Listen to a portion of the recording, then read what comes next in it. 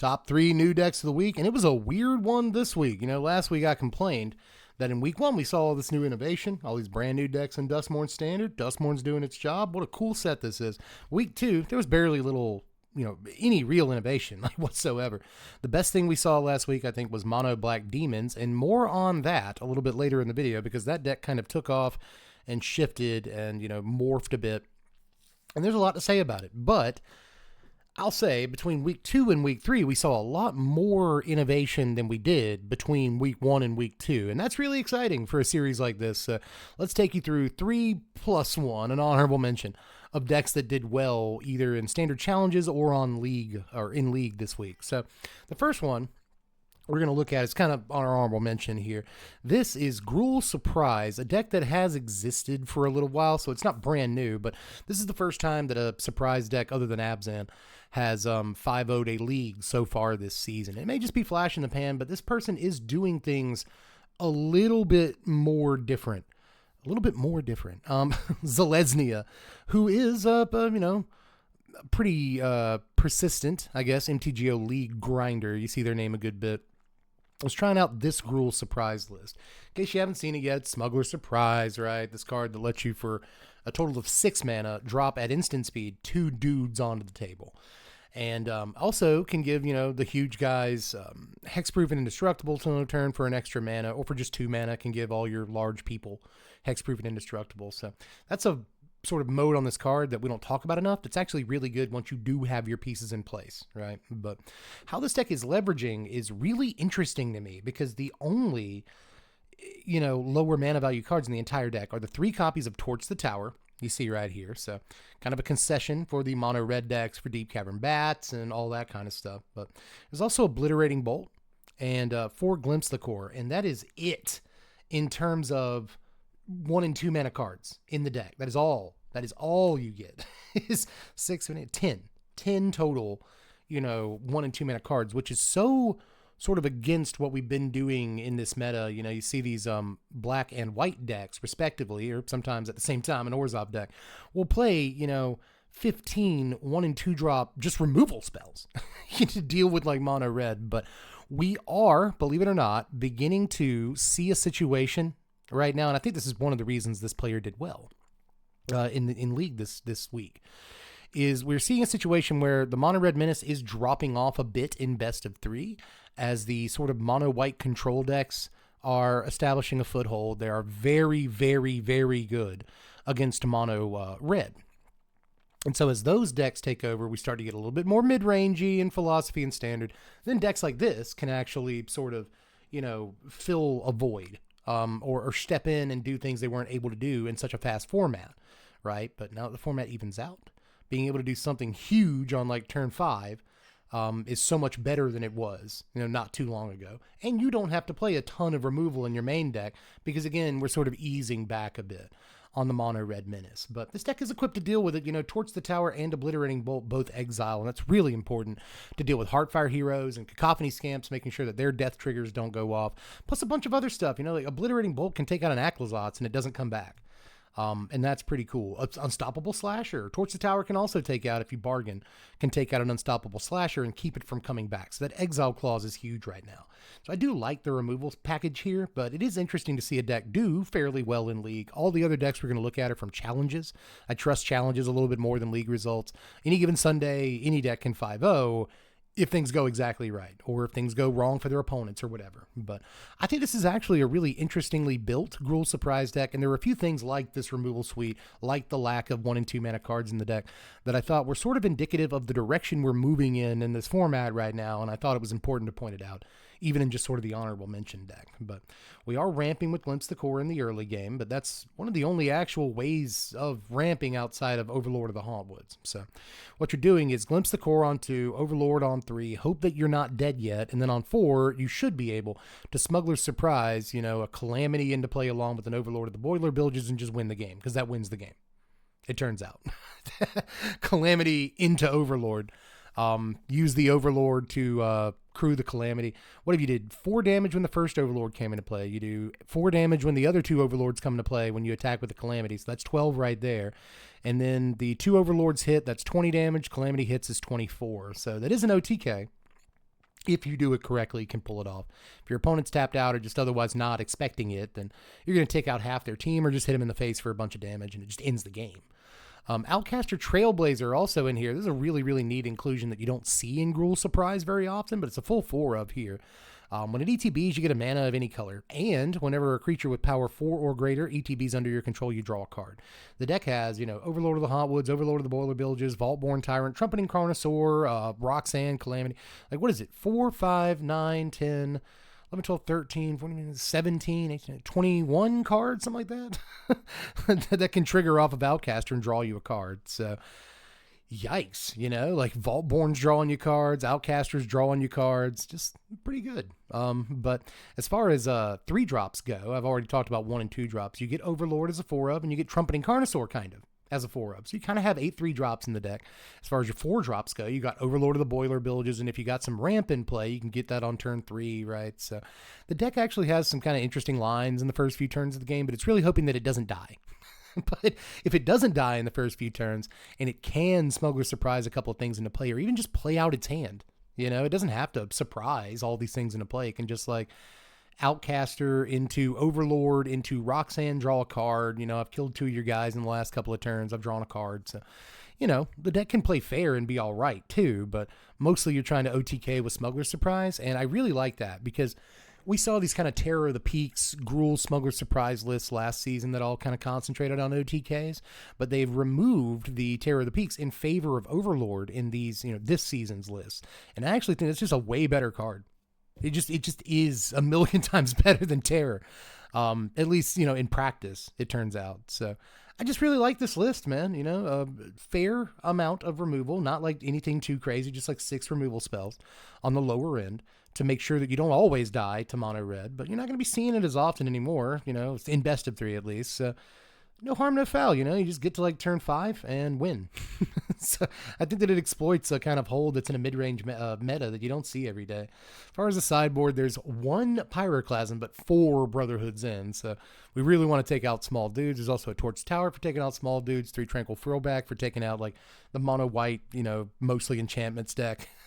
Balustrade Worm against control, and Pick Your Poison is just a ridiculous card. It just is. So also kills Deep Cavern Bats and stuff if you care. But yeah, just altogether solid, kind of dumb, but that's fine. OTK and Gruul that takes advantage of the fact that we're getting to turn 5 a little bit more consistently. Real burp in the modern meta. So, the modern standard meta, you know what I'm saying?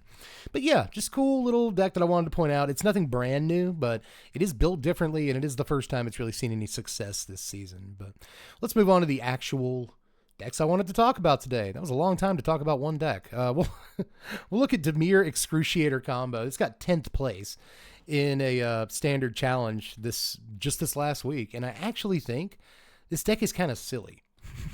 But you can't argue with results, I guess. Again, any given Sunday, a deck can do amazing. All of its opponents can do bad, or it gets the perfect draws or whatever.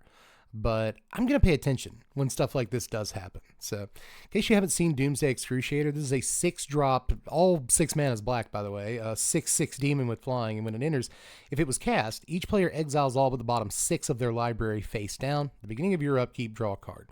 So the idea here is to Doomsday Excruciator and then Jace them to death. That's it. That's the whole thing. It's basically a combo. But apart from that, super simple setup, you've also got Tishana's Tidebinder, which in a pinch, I guess, could keep the triggered ability on Doomsday Excruciator from happening. I guess, and make sure you don't lose that way, but mostly it's going to do all the stuff Tidebinder usually does. Deadly Cover-Up, 1 copy of Duress. You've got an Anoint with Affliction, which we do see more often nowadays, because Anoint can, again, exile things like Cacophony Scamp and Heartfire Hero at instant speed. Really good, again, for making sure that they never get that sort of death trigger, But there's also 3 cut downs. There's a Feed the Cycle in here, the sort of Hero's Downfall that can be better than a Hero's Downfall. If you want to forage, then it costs 1 less than a Hero's Downfall. Sheldred's Edict in here, also kind of good against, the blue-white enchantments decks or the green-red decks that want to either play, Shard Mage's Rescue or Royal Treatment respectively. you know. Quick Study isn't here to draw cards. Phantom Interference is our counterspell. 3 steps ahead is our other counterspell, and then Go for the Throat just kills guys. So, you know, we see sort of here at the bottom especially, blue-black control package. You know, a bunch of removal spells, a couple of card draw spells, 7 counter spells. So very control-y sort of base for the deck. 3 sweepers, you know, and then it's just meant to like combo them out.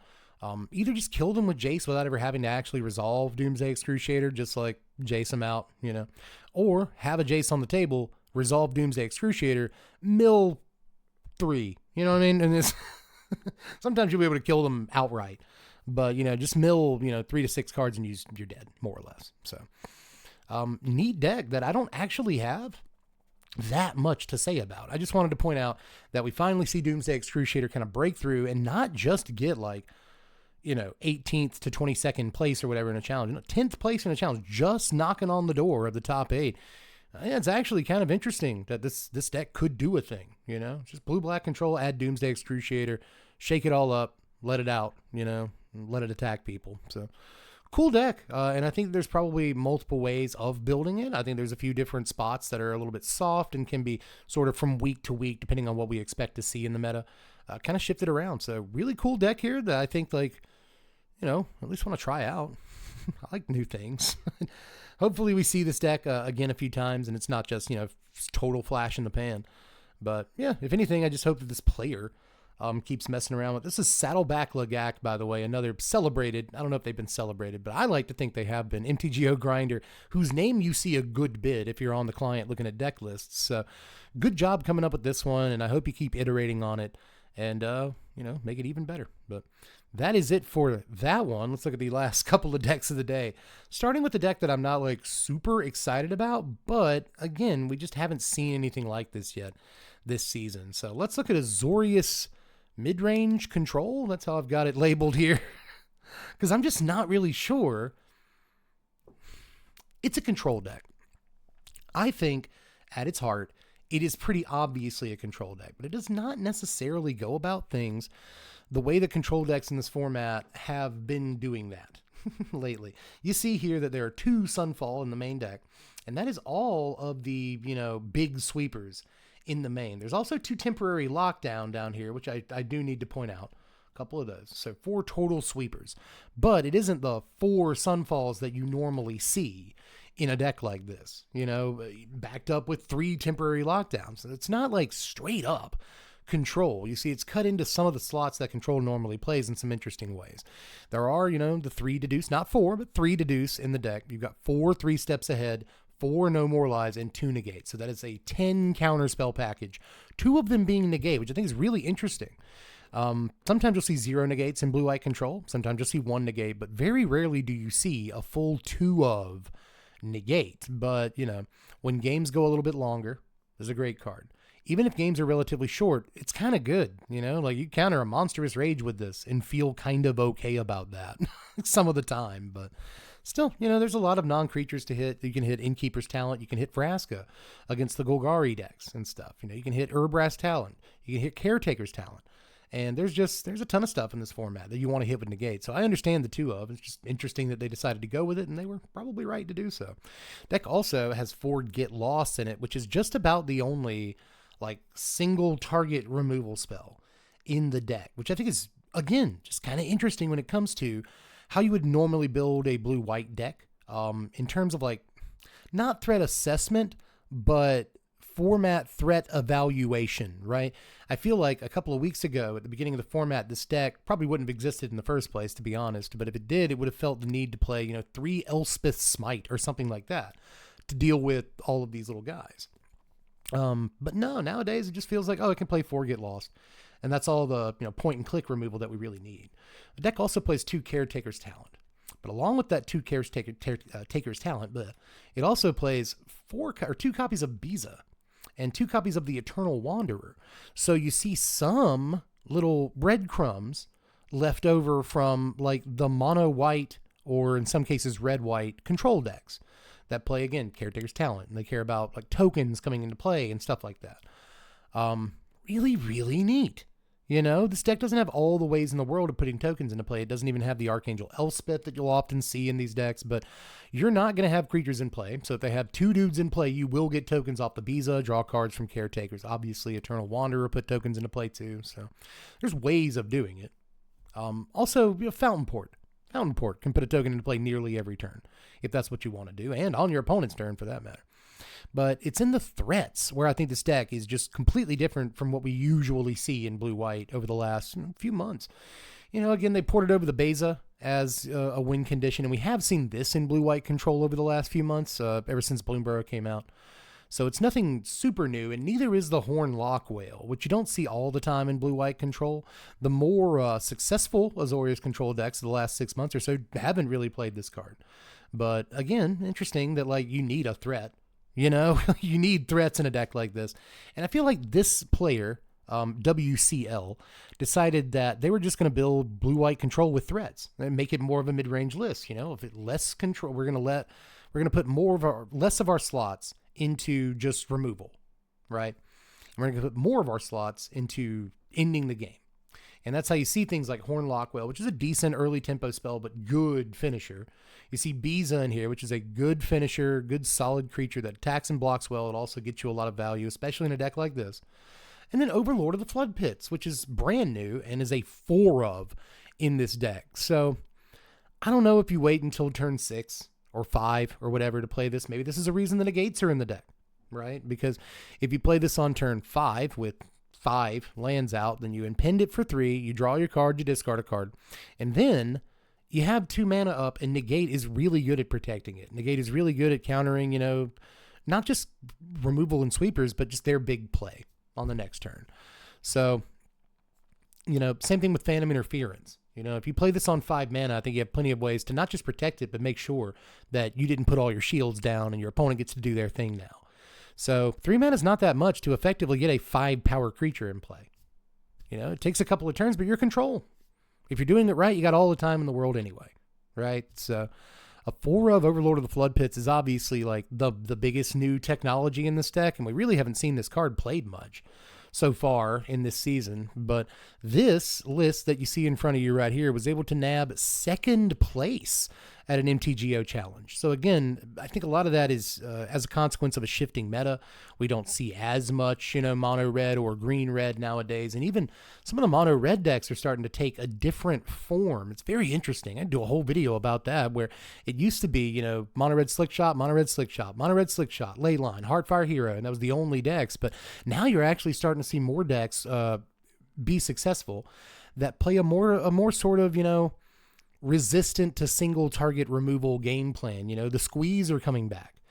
You see a lot more squeeze nowadays in these mono red decks, and you see them built a little bit more traditionally like they were like a whole year ago, because that punishes, you know, this huge amount of single target removal and the fewer sweepers that we see played relative nowadays.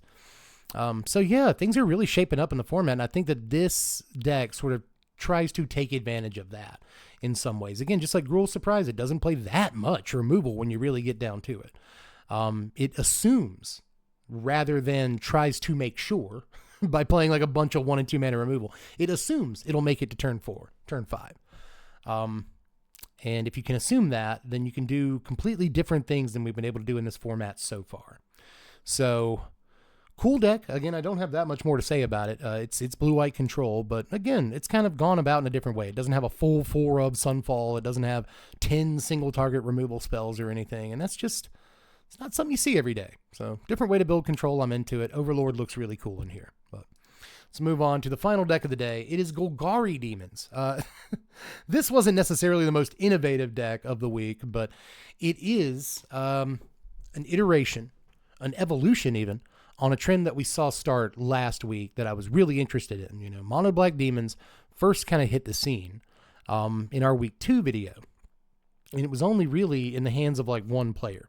But that deck has expanded tremendously this week. It really caught on with the community on MTGO at least, because not only is it doing well in League, but in 2 separate MTGO challenges this week, not only has a Mono Black version decided to, you know, kind of start establishing a foothold in standard, but now this green-black version has really started to usurp even the mono-black version, the, I guess, traditional over the course of the last week version.